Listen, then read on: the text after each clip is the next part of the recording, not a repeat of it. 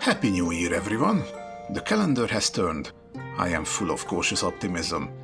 And I'm starting off the new year by playing some more I Was a Teenage Exocolonist. If you remember, last time we got hit with the revelation that the colony is slowly running out of food.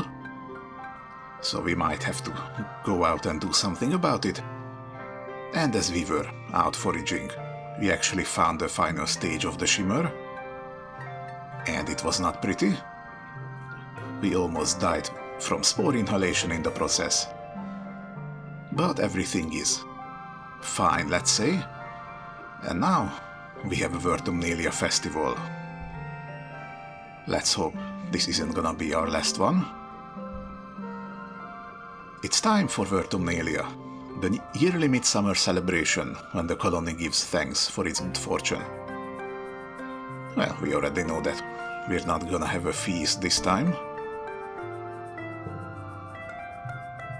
Well, it would be, but as you file into the main square, you can't help but notice that the feast table is nearly empty.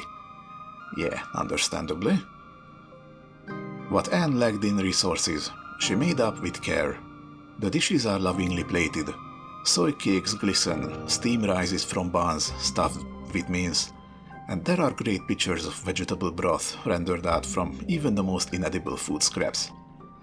There's a neat stack of sugar cubes for dessert. Whole sugar, what a luxury! In an underwhelming feast, that'll be the highlight. Well, at least they're still trying. That counts for something, right? Need to keep morale up, even in such dire circumstances.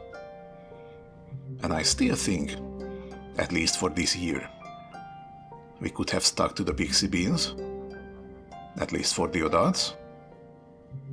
Governor Judicott's welcoming speech this year is short. Her frail body trembles as she welcomes the ode to Vertumnalia with a dry, whispery voice, then has to be helped off stage. Like all of you, she has been feeling the effects of the famine. Yeah, she's old.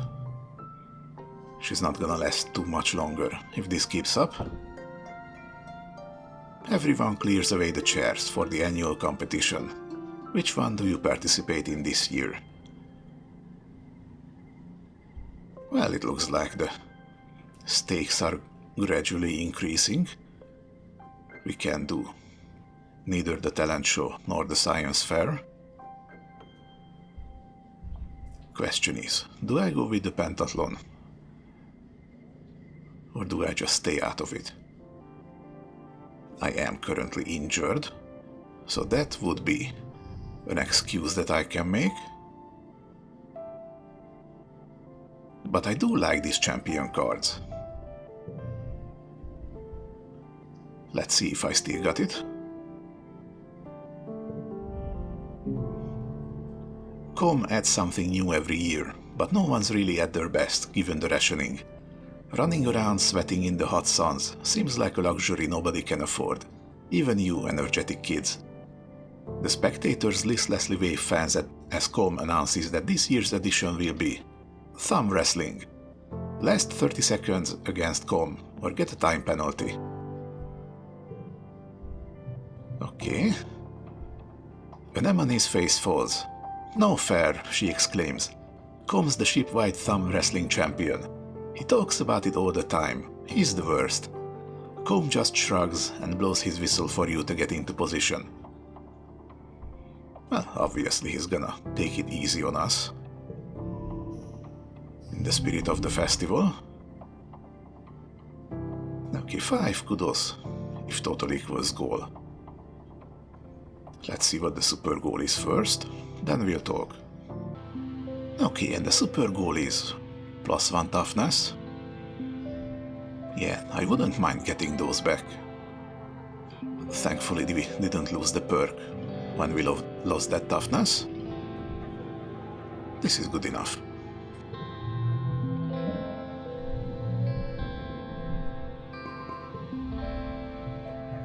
You don't beat Com at the thumb wrestle. Nobody can, he's the best. But you do manage to hold on through 30-10 seconds of maneuvering and fake-outs and double fake-outs. The man is a master. In fact, the things you learned from Com in those 30 seconds can be applied to the bot you have to wrestle at the end of the contest. You wonder how you never noticed before how much of bot wrestling is finesse, not just brawn. You win handily. Anemone whines at Com for being unfair, but she still takes second place.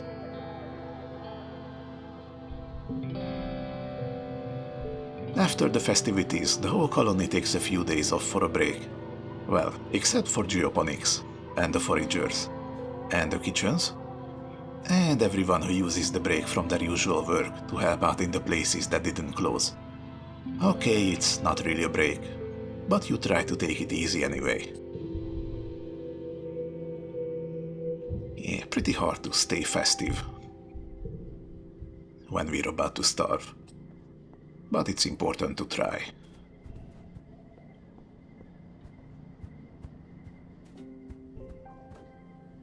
Okay, we need to rest to get rid of the injury.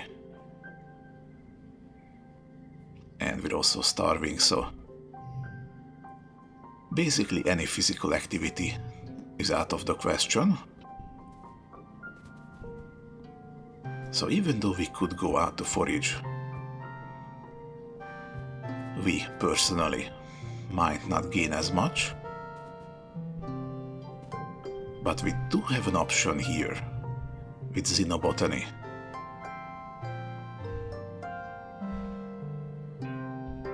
And I do remember they wanted to find animals that we can possibly tame and that could help with the food situation. I imagine that includes going outside, but maybe with a bit of xenobotany we can find a plant that is edible. Have the most imminent crisis a little bit, so let's do just that. Oh, and we also have a sample of those shimmer spores. Yeah, that might actually be the greatest priority. Don't want our dead to die and all. You report to work in the geoponics laboratory, bringing along the sample of weird spongy purple-pink stuff you found in the fog cloud in the Valley of Vertigo. You know, the time you almost died. Hard to forget that. Your chest still hurts when you move too fast. Your dad is very interested in your sample. He has you analyze it right away. Scrutinizing your sample under the microscope and then with the spectrometer, you compare the spores to known substances. You determine it shares a chemical compound seen in fungi with psychotropic effects. It could make people hallucinate. Ha, your dad says. That explains some things. Oh, did you start to hallucinate already? That's not a good sign. You think about those creatures, those topiary, covered in this stuff. They were all grouped together in the same place by that weird hole. Did the fungus make them go there? But why?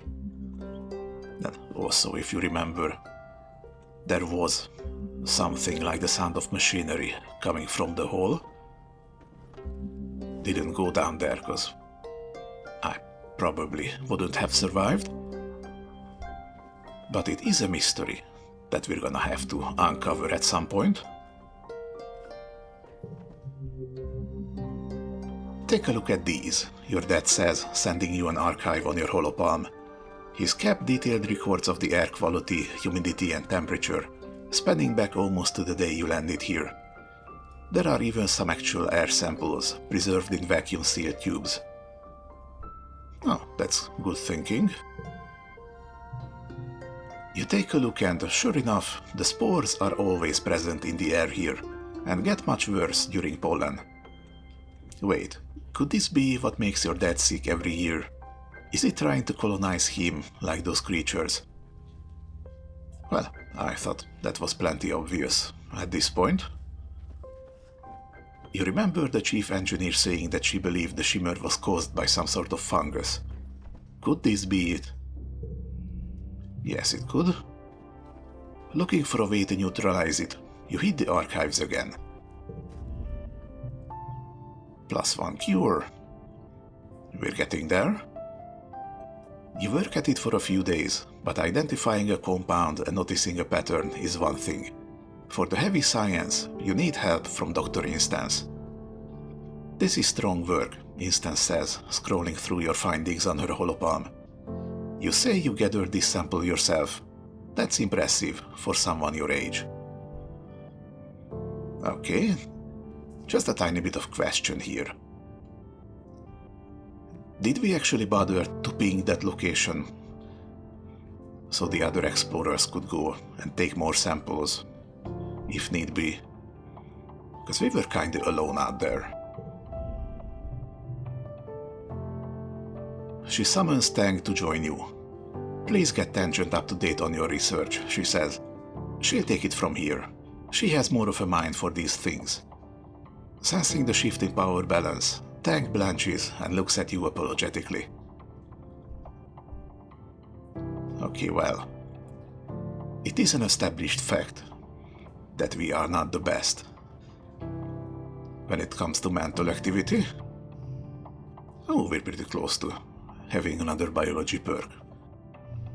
I might grab that real quick. Okay, what I'm saying here is, I am no scientist, and I am fully aware of that fact, so I'm not gonna insist on keeping it as my research. That's a little arrogant. We could argue that we know this stuff, which is kinda true actually. Or we can just pass it on to Tang. Well, if it were up to me, I think I do have enough biology expertise that even if Tang takes over, I might be a good enough help. Let's see if we can work on this together. Instance raises her hand. I'm not passing judgment on your abilities, she says placatingly. You clearly know this research well, and I can find nothing wrong with your methods. Oh wow, that's high praise coming from you. Still, something this important and dangerous should be done in more controlled conditions. Well, I'm not gonna argue with that. Also, no one seems to be commenting on the fact that I went outside and almost died on my own. Interesting. Tang has been scrolling through your research. This is good work, she agrees. But this is a medical problem, not a gardening one. Okay, you have a point there. We're already studying the shimmer, so just think of it as combining your research with ours. The corners of her mouth twitch up. The most of a smile anyone can usually get from Tang. I'd like to work with you on this actually. I can't believe you got all of this from just a sample. Instance nods, dismissing you both. If you'd like, Sol, you can stop by the lab later to check on our progress. Okay, I will probably do that.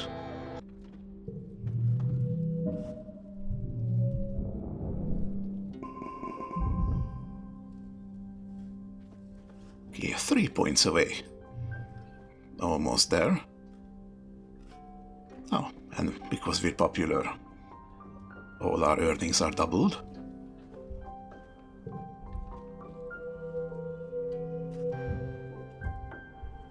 Not that we really need to use kudos all that much. Is there even anything in here? Take a quick look. Yeah, no. I might just buy the animal book though.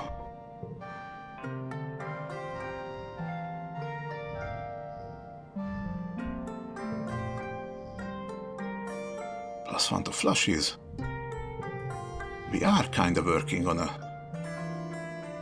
mostly red deck. So that would work.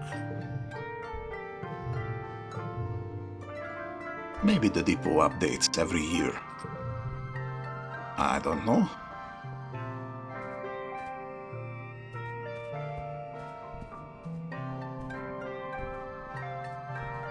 Okay, now that that is done, I think I'm actually gonna go outside. See if we can find a float cow or something to bring home and domesticate. We have less than half a year to make sure the colony doesn't starve. Oh, I see. You're not even letting me do this while I'm injured. But everything else is okay. I see your point, game. Well, in that case, back to xenobotany I go. It's very inefficient to take a rest when you're this low on stress.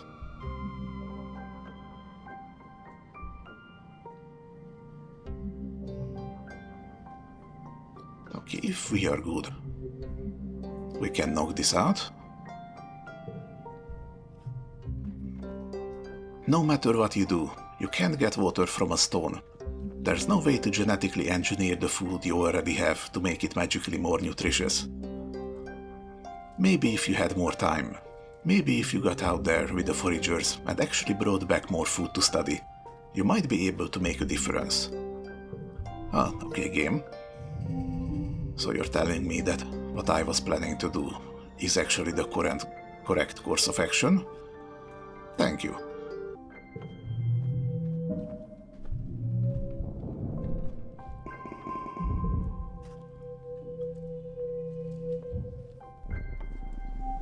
Alright, we are hitting wet season.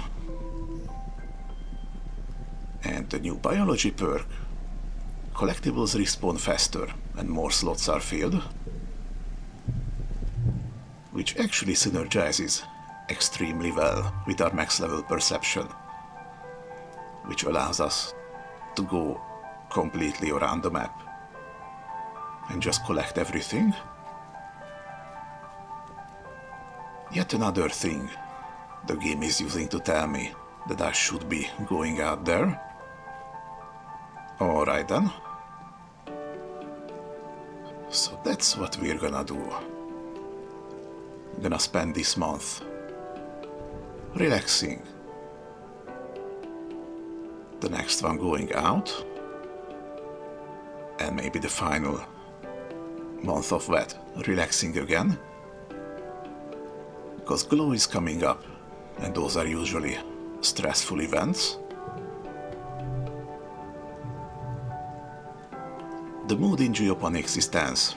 Everyone is working themselves to the point of exhaustion, trying to get enough plants in the ground to survive this year. Understandable.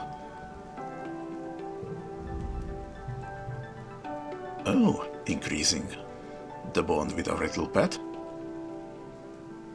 Sol, your mom's voice rings through the garden before you even see her. You and Vricky pose in your tracks, then your Vricky slithers away and hides under a bush. Your mom thunders down the path. Where is the little pink bastard? She hollers, waving around the gardening trowel. They ate my begonias. Your mom's been nurturing a couple pots of begonias. Beautiful flowering bushes with delicate blooms. Like most plants from Earth, they're exceedingly precious. Once the seed bank is used up, the only way to make more is to successfully propagate them here on Vertamna. Well, I wasn't there when it happened, so I cannot deny nor confirm that it was in fact my pet. But still, let's be apologetic about it. You hear a hacking noise from the underbrush. Vricky creeps out from under the bush and, as if on cue, horks up a wet mess of pink and yellow petals. Oh, you've really done it now, buddy. Your mom fixes her angry gaze on you. Your pet is a menace, she exclaims. At least spiders back home ate other pests. This one is a pest. Well, you seem to be accepting the fact that I got an alien as a pet rather quickly. Did I even tell you that I have a pet? Or did you know already, with your mom instincts? Whatever. She puts her hands on her hips. You should just release the damn thing. Who knows what it's going to grow up to be? Everything here just keeps growing. Nothing on this planet knows when to stop. Well, if it keeps growing, maybe we can cut off some of its mushrooms. See if they are edible. Kinda like the mushroom cow in Minecraft. That would be something. Like my begonias, perfectly contained in their little pot. They knew when to stop. Okay, Mom, but did you consider the fact that because they were contained, they had no other choice but to stop? Just saying. Yeah, but we're gonna train them better. We're already working on it. Your mom points at her eyes, then points at Ricky. I'm watching you, she mutters. Very well. Yeah, I can get rid of this one. Here we go.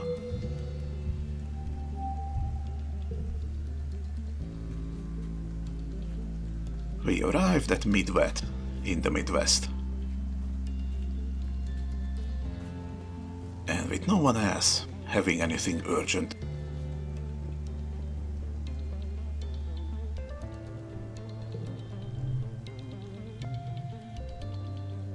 Okay, time to do some foraging.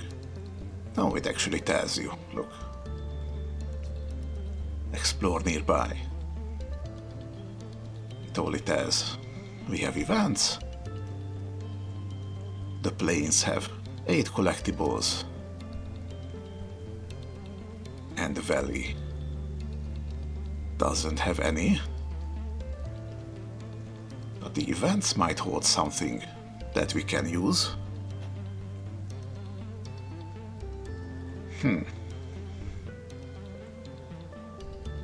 The problem is that I don't really remember what's there on the plains. I do remember those big rock turtle things, but I don't think those are edible. Yeah, let's just do some foraging. There were, in fact, 2 main events that we found. And one of those was about the shimmer. Oh, hey, look buddy, it's one of you. Freaky are carnivores, you think, but the juveniles are too small to take out anything larger than an insect. Not so much the case with this one. The Vricky blocking your path is pretty large, probably about as tall as your waist, and it's growling at you over the carcass of something even bigger, which seems to be missing its head. Yuck. Okay, that sounds less like a carnivore, and more like a scavenger. You're not sure if it killed or scavenged the dead animal, but it's dragged it onto the path and looks ready to fight you for it. Well, we could fight it. That might net us something useful. Wait for it to leave, or go around. Do I have a... Yeah, I do have the blast cutter equipped. So, even though it's probably the less environmentally conscious thing to do, let's try fighting it. And hope that our pet doesn't get angry at us for that.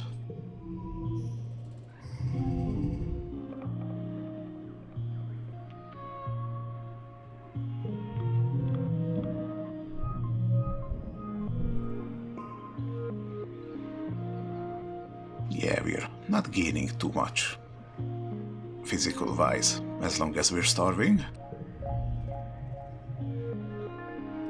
You chase the Vricky off and claim ownership of the dead animal. It's no prize, It's completely rotten. It's not even worth calling in a retrieval team. What a waste. Okay, so maybe these vrikis are actually more like mushrooms. And they are in fact going for the rotten things. Okay, there's another one of you. Your path is blocked by a massive 8-legged xenofauna, something between a spider and squid and a bear. It's in a rage, grunting furiously and bashing itself against trees and rocks at random. You duck and hide as it glares in your direction, its breath heaving and dozens of eyes gleaming with madness. Oh, that doesn't sound good. It's the same soft pink and purple you recognize from the multi-legged vriki that live in this area, but so much larger. Could this be a related species? It's either that, or the adult form. Its gaze drops from you to your pet vriki, who chitters and runs up to it, waving its grasping tentacles. The gigantic creature huffs and leans down to sniff it, its rage forgotten. Okay, we can let them greet each other. Keep watch. Try to fight it off.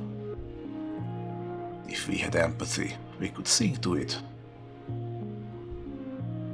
Let's see how they behave with each other in the wild. The larger creature makes a chuffing noise like a tiger, a bassy, vibrating exhale that ruffles your vriki's fur. Wait, it has fur. I thought it was smooth like a toad. Huh. Content it's not going to eat vriki, you keep back and let them introduce themselves. Vriki isn't intimidated in the slightest. In fact, it seems totally relaxed in the presence of this hulking beast. They touch tentacles and sniff each other, and your vriki even curls up in the bigger one's arms for a while. Aww, so cute. Wait, they look just like parent and child. Is this another life phase of the vriki? Also, you're telling me we're gonna have a giant tentacled mushroom bear at some point? Hell yeah, I'll take that. After a while, the huge vriki leaves harmlessly. You're happy your little buddy got some social time with their own species. And who knows, maybe that is exactly what they need. Do not go crazy on us. So we have finished gathering all the collectibles in here. This one is an event. This is one major event over here. Is the mushroom one still around? Let's check on that real quick, if we can.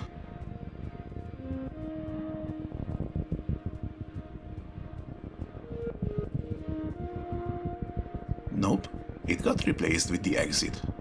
Interesting. So does that mean that I cannot actually go back into that cave? That's a bit of a bummer. Well, let's use up as much of our stress as we can to clear stuff. You come across a cluster of mushrooms. Are they edible? There's only one way to find out. Well, there are a few ways if you're not a coward. Okay, let's try identifying it. I really hope they're edible. Then it would help us.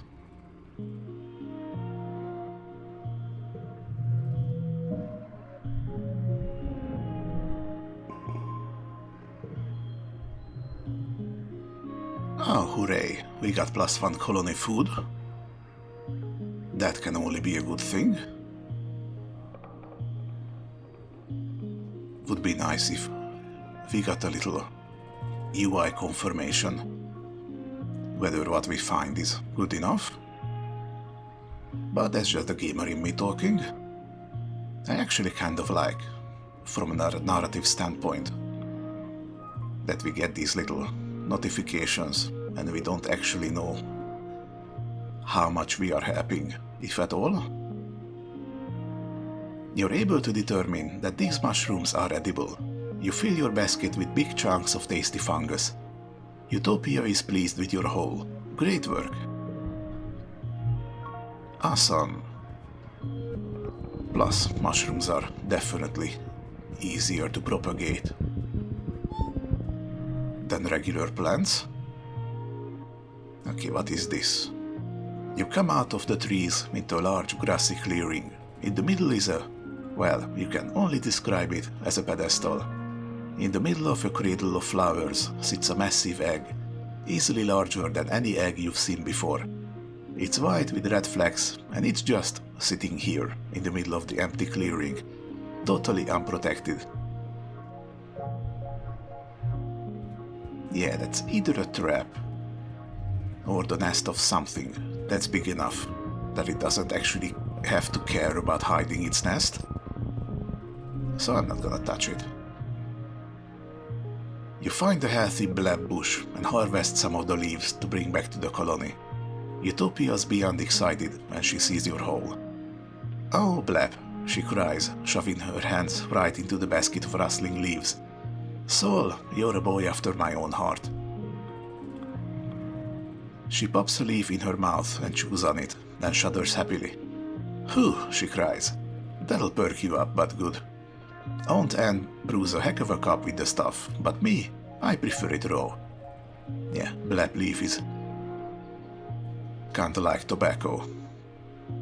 She points at you. "Don't you go getting any funny ideas. This'll turn you green and give you spots, cross my heart. Stay away until you're older." Okay, we can chew on some. Look at that face. Yeah, that's kind of my face when I drink coffee in the morning. I usually just take a big gulp of it black, straight from the kettle. I am weird, I know.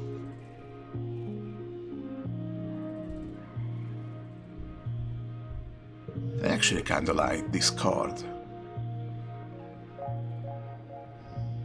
I do have a bunch of cards with gems. Sure, let's be a little rebellious.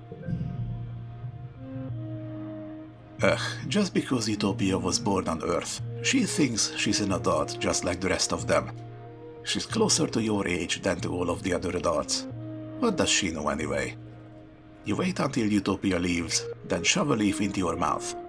Ugh, you struggle to not spit it out right away. It's so bitter. You can't help but stick out your tongue. Blab indeed. Mysteriously, you experience a rush of giddiness a few minutes later. "Whew, wow, that blab sure is good. No wonder adults keep this stuff away from kids. It's probably addictive." Yeah, it is. Well, interestingly, we keep getting events that restore my stress. So maybe I just... Oh, this one is a Vricky too. I don't think I'm actually gonna fill up the stress bar this time. Just take a couple more events. You come across not just one Vricky, but a whole swarm of them.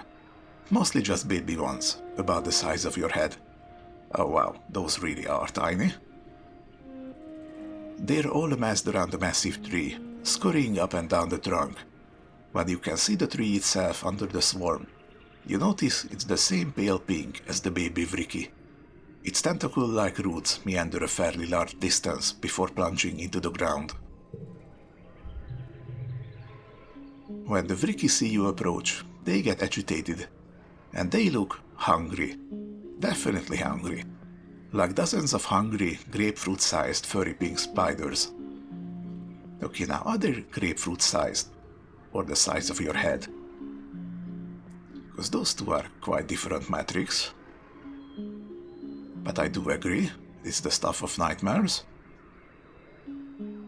Your pet Ricky doesn't seem scared at all. Okay, do we fight them? Don't have quite enough bravery.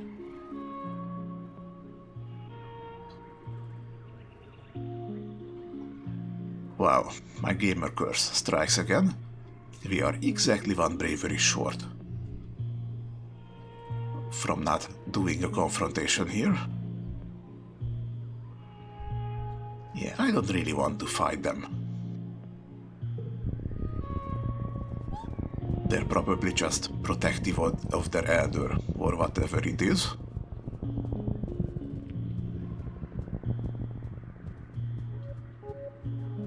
So, with all that, I think I'm gonna check out this main event here, then go home. You've spent some time working in geoponics, so you know your way around a plant or two. Walking through this area, you notice something different about it. The bare ground feels bouncy, like a trampoline, and the plants all look weirdly stunted. Not a lot can stifle nature here, so it's honestly a little weird that there's no grasses or mosses growing here. Well, unless the ground is bouncy, because it is. Kinda like a giant patch of moss. Okay, perception, biology. Gonna play to our strength here. Notice the strange, spongy soil. You peer down at this oddly bouncy ground. It's pink and fleshy and...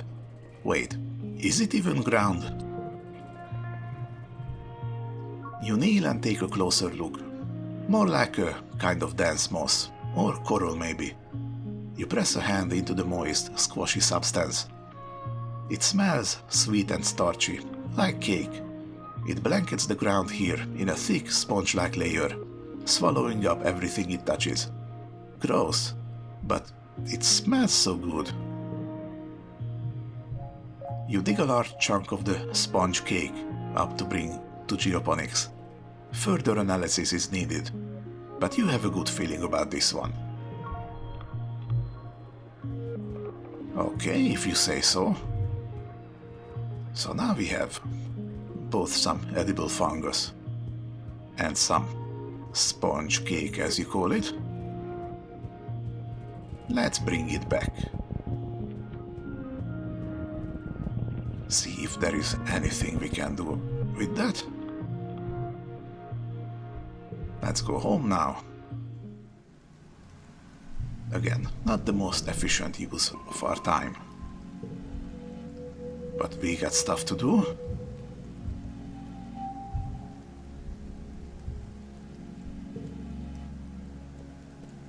And I am going to cut the video after that. Because glow season is coming up again. And I don't know how much trouble we're gonna get into. Okay, into xenobotany we go. You've been studying the sponge cake you found out in the Valley of Vertigo, in that oddly squishy, trampoline ground. As you suspected, it is a type of fungus. The analysis bench tells you it contains edible starches. Once dried and processed with a maturing agent, acidic spark snow would work nicely. It will make a wonderful flour. The challenge now is to cultivate it. It multiplies quickly, and you've seen how it stops anything else from growing near it.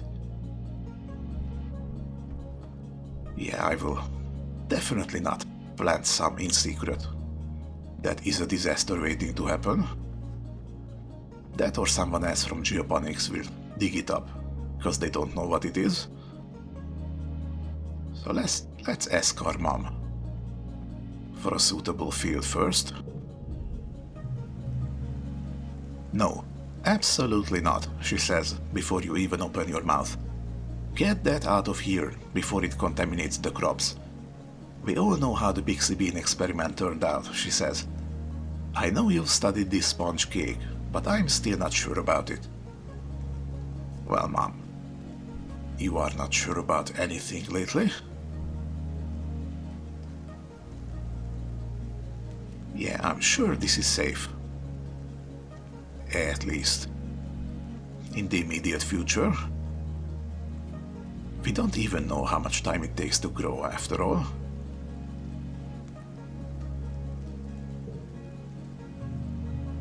You show her your research. Your mom rubs her face. I know. You're a real chip of the old block, aren't you? You probably have its whole genome mapped already. Fine, let's find a place for it. You plant the sponge cake in a special field, quarantined on the other side of the geoponic domes from the rest of the crops. By the end of the month, you can already tell that it's taken root and will start producing viable food soon. You should get your first harvest during pollen, when the sponge swells up and is at its sweetest. Oh, +5 colony food. Hooray for science! We are doing something nice here. Gain the memory. Cultivating sponge cake. +2 to cards with gems. Ooh, another nice synergy. I like it. Let's hope this doesn't come back to bite us in the butt. Many of the Earth crops grow through dust and need to be harvested before wet. This means the colony has more food available year-round. It's going to be an incredible boon. I sure hope so.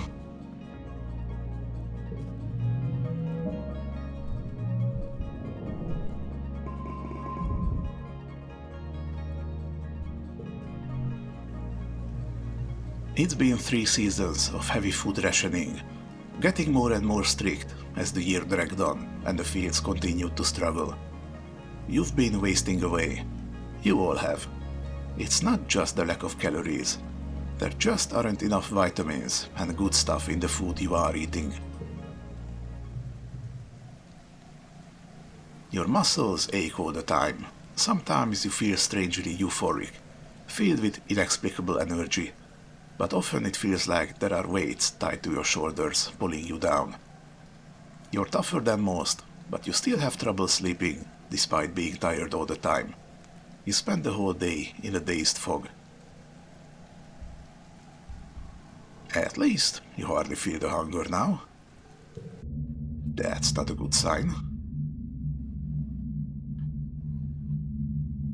Everything is wobbly, like we're having one of those visions again. For months, the idea of food plagued your thoughts, each one like a dagger in your stomach. They've been replaced by an odd sense of peace. Now you feel half tethered to this reality, floating above everything like a balloon. Your friends stop working and retreat to their quarters. You lie to each other on the holonet, all saying you're okay. Just taking it easy, waiting for the harvest. Well, the harvest came and went, as meager as ever. Your mother still hasn't given up, and never rests, never stops working, as much as your dad begs her to. She must be sleeping in geoponics, because you hardly see her in the family quarters anymore. From where you lie, nestled in bed in your cozy fugu, don't know how to say that word, it all seems like far too much effort to bother with. Yeah, we are very much starving here. But still, nothing will happen if we don't do something with what little strength we have. So let's go outside. You're out there in the fields with her, being her sidekick, helping fetch things. She never slows down. When the roboplow finally breaks under the pressure, she doesn't. She's out there even longer, doing everything by hand. Yeah, she's probably gonna drop first. Both your parents feel responsible for this famine, but as head of geoponics, your mom takes it personally. She's been skipping meals, relying on water and pressed soy bar rations. Just enough calories to keep a body moving, but not enough to stay healthy. Yet she never lets up working herself to the bone, barely even sleeping, increasingly sallow-eyed and gaunt. You and your dad try to slow her down. But, well, she's a stubborn woman. If not her, she says, then who? Well, hopefully everyone in the colony. This is kind of a collective issue. You and your dad are in the lounge, slowly sipping your vegetable broth, when there's a commotion at the doors. Someone's running, gasping for breath, yelling for you and your father to come to geoponics. Oh no. Did Mom collapse? You run over, knowing deep in the pit of your stomach that something terrible has happened. When you see the faces of the agriculturists, your mom's people, you know that feeling is real. Oh dear. Your dad sees her body first. He lets out a cry like something you've never heard before. A deep, unimaginable pain, dragged up from the darkest parts of where fear lives. Oh. Oh, fuck. Oh, things are not okay. Not okay in the slightest. Oh boy. Your dad falls to his knees beside the frail body of your mother. He pulls her into his arms and sobs, wretched and agonized. You don't even know what to think. Your mom always seemed larger than her body, but seeing her now, there's nothing there. Just a fragile shell. They tell you she didn't even cry out. She just went to her knees and then lay down in the dirt. And that was it. She's gone. Oof. Your mother's body is taken to the incinerator room, and that night the colony gathers to pay their respects. Of course, we're gonna join the funeral. Like Tammy's funeral, the incinerator room has been cleared and a wreath of flowers placed over the mouth of the organics recycler. They're white astrantia, your mother's favorite flower, carefully carried from Earth with the hopes of it flourishing on Vertamna, just like you. You stand with your father and Aunt Anne. Judicot and the rest of the council are here as well, including Rhett. You're surprised to see tears rolling down his face. He's such a hard ass in the garrison. Kelly's here with all the other agriculturists. The rest of the colony waits in the canteen to offer their condolences after the service. Governor Judicot gives the eulogy. As a colony, we share our blessings, she begins solemnly. However, today, in sad company, we gather to share the burden of our grief. Fluorescent was born on Earth. Oh, so that was her name. Everyone just called her Flulu. That's the first we ever heard of that. But she, more than many of us, exemplified the spirit of our endeavor to bring life to beyond the stars. She bore life not only in her body, but bringing it forth from the ground she so faithfully attended. The debt we owe to her is the kind that can never be repaid, she continues. It is with a deep and unbearable grief that we must continue on without her, in awe and respect for her sacrifice, the depth of which was never expected of her, but which she did not expect of anyone else. It is on her strong shoulders that she carries us still. Judicot closes the door to the recycler, and the particle disintegrators begin to reclaim the molecules that once formed your mother. Your father squeezes your shoulder, making a small, choked-off noise of pain.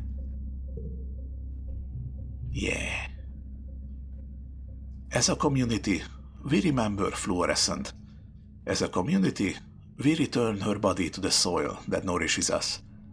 In this way, her sacrifice is recognized in the manifest body of the colony.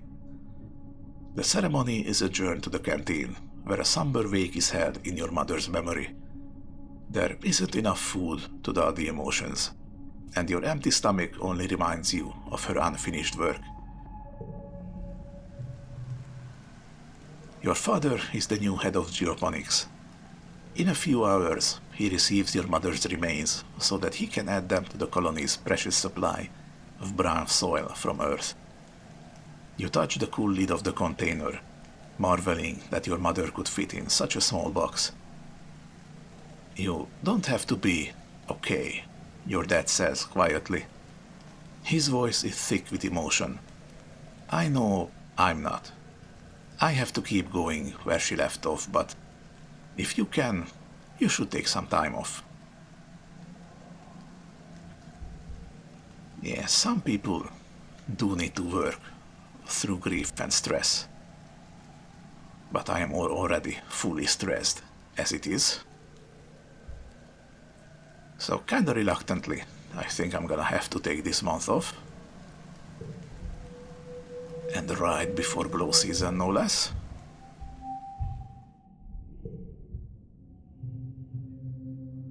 The prospect of just going back to work like everything is normal is too much to handle. The suns dip below the horizon and the glow begins. You end up spending the whole month alternating between sleeping, scrolling the HoloNet, and staring into space. It's restful, at least. A few days after the funeral, surveyors return with an unexpected bounty from the Valley of Vertigo. It's enough to survive for another month. Until the new year, maybe, if you keep rationing. The colony will continue to limp along, but without your mother. The roar wakes you. It would wake the dead. It shakes the walls, rumbles through the ship's hull, and makes your heart skip a beat. You're paralyzed by a sudden clench of fear in your gut. Through your porthole window, you hear metal screeching and people shouting. Then another roar, guttural and rumbling like the sound of a mountain collapsing. Something enormous is out here. Okay, we kinda have to know what it is.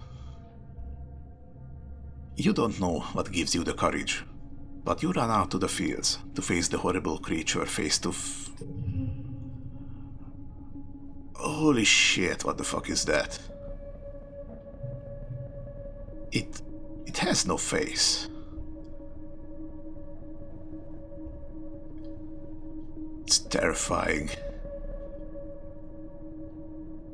It's like an elephant crossed with this flying spaghetti monster. Oh, it gets worse the more I look at it. In place of a face, or even a head, its body just unzips, revealing a mess of writhing pink tentacles and blinking eyes, poked with jagged, asymmetrical teeth. It stands on 4 enormously powerful legs, each as wide across as 3 trunks.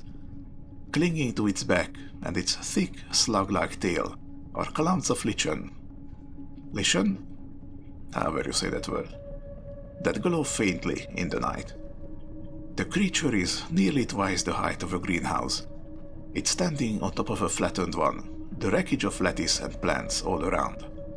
Flickers of light from plas rifles and stun gloves light it from underneath, and the stench of ozone is thick in the air.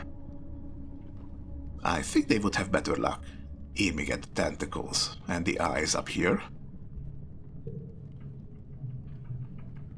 You see Anemone and her brother Colm darting in and around its legs with their twin shocks of red hair. The faceless creature lurches into another greenhouse, oblivious to the soldiers trying to herd it away. Okay, why are you destroying the greenhouses? Apparently, specifically. Do you just not like the earth plants that we have in there? The monster left a trail of destruction from where it smashed right through the walls. Smaller creatures are pouring in through the gap and heading towards. They're headed straight to command. You watch helplessly as the hordes of animals storm command, sneaking through torn away panels and smashing through windows. It's too far away to hear the screams, but Governor Udicott is inside. You have to do something. Okay, last glow season, we were somehow heroic enough to almost single-handedly get one of the giant creatures, but I think this one is in an entirely different ballpark. And as much as I would like to save the governor, I have a very bad feeling that either Anemone or her brother might die if I don't help them, so I'm sorry, Governor. You were great and all, but you are old, and your time seems to be up. You run towards geoponics, picking up a handful of rocks as you cross through the barren fields. When Com sees you, he gestures for you to flee. "Get out of here, Saul," he says. "You're gonna get yourself killed." "Well, Com, if they are destroying all the greenhouses, we are gonna die anyway. So fuck you, I'm staying." You grip your rocks in defiance. You're sick of being told to hide like a child. You want to help. Plus, even though the narration doesn't reflect that, I do have a blast cutter equipped. That should count for something. Let's see.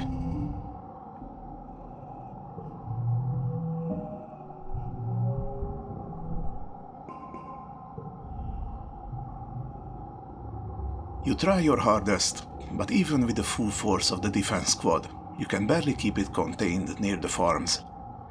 You dart in and around the battle, throwing rocks and making noise to keep the abomination's attention away from the rest of the colony.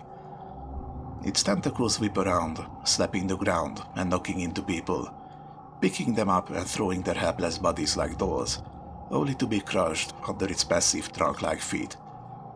The fields are littered with the bodies of the fallen. Sweat stings your eyes, but you somehow stay on your feet. Others aren't so lucky. Goddamn, it's a massacre.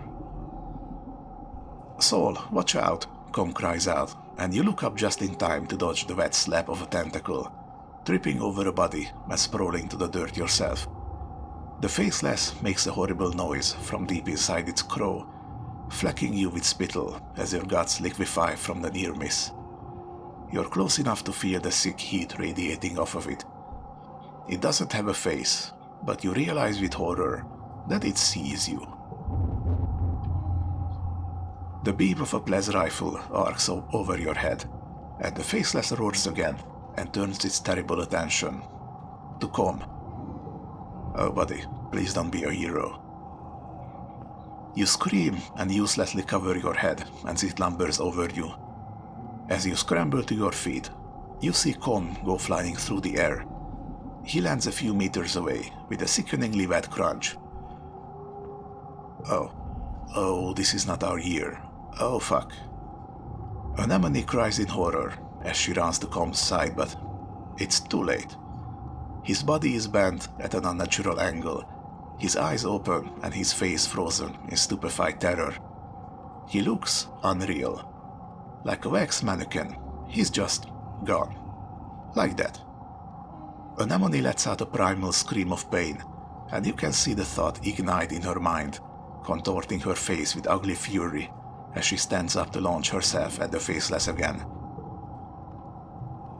You grab her arm, and she yells at you in wordless rage before collapsing to her knees, throwing her body over Com's and sobbing like the scared teenager she is.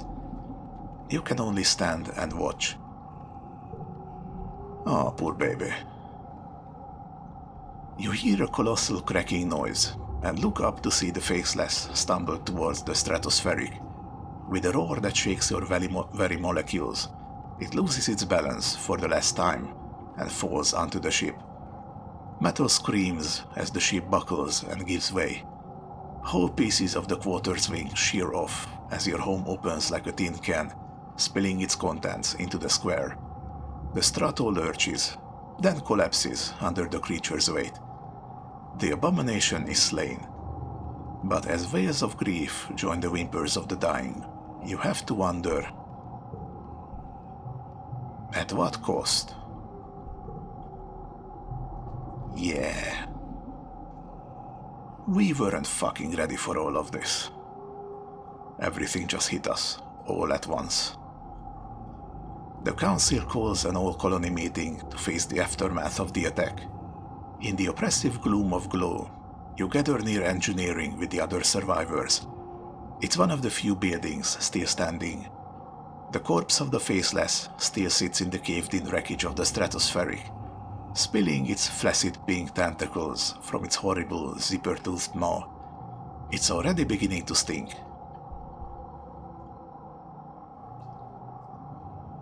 Yeah, we got like half the colony destroyed. Can we even come back from this? Your mind keeps replaying that terrible moment. The Faceless rearing up and obscuring the sky. Anemone and her brother looking so small before it. Governor Udicott was killed by the smaller creatures that swarmed command during the attack. In her absence, Seek addresses the colony.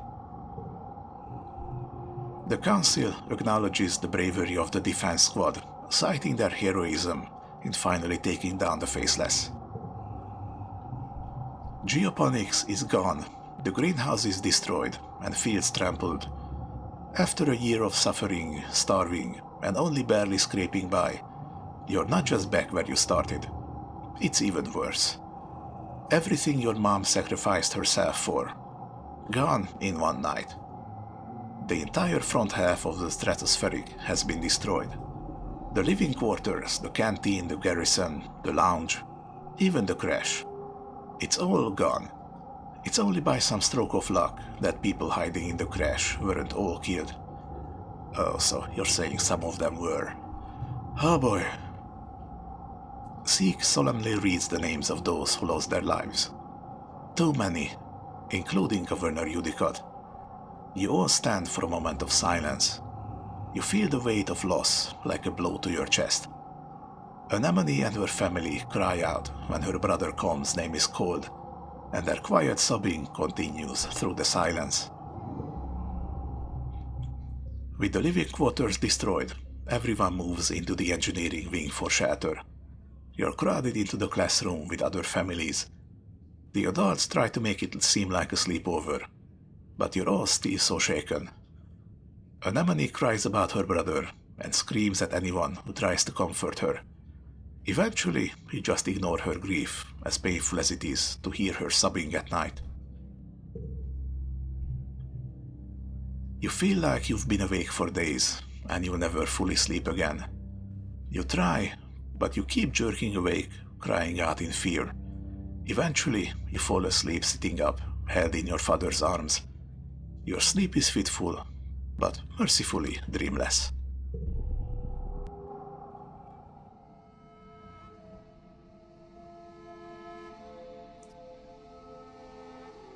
Well, that was a fucking event and a half.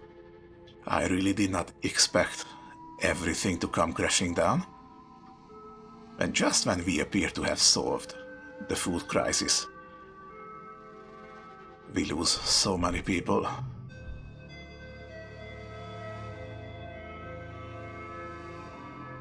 Yeah, we lost Tammy, our mom, the governor, Professor Hell, Com. There's a bunch of people we don't even know. So, with geoponics gone, and everyone is still starving, is there even a point in continuing, aside from sheer stubbornness? That is the human condition. We will see. That was quite the heavy episode, but still, thank you for watching. If you like this story in all its horrible glory, then please do give the video a like.